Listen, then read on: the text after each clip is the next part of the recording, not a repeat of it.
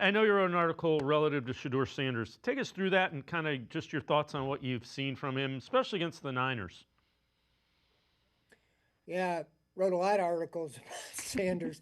Seems like, obviously that's the topic because he's the hot, shiny object now.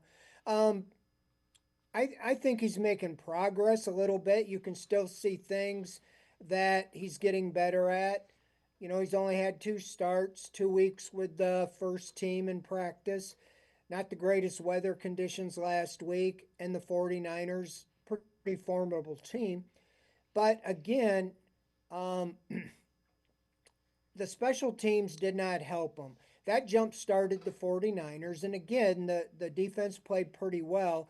But when you get behind, especially for a young quarterback, you're playing into the weaknesses of throwing the ball into coverage and making mistakes. He didn't throw the ball, he didn't have any interceptions. He took a couple bad sacks, but that was after they got a couple scores behind. I think through 3 quarters, you know, he had one bad sack and that was it, but no interceptions. So I just think, again, we talk about the variables. Is it the wide receivers? Because again, you're seeing no production out of the wide receivers, and you're seeing offensive line. He got sacked 3 times. The offensive line, had guys in and out the whole time. Injuries to Conklin and Teller being rotated, then getting hurt, all the way, and even Posick went out for a little bit.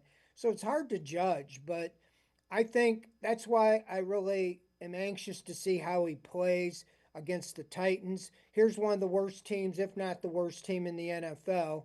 Sure, you want to see him against good teams, and there's going to be some good teams like the Bears the next week, but I want to see him take it to the next level from what we've seen and have a big day against the Titans. A bad defense, bad offense, all the way around.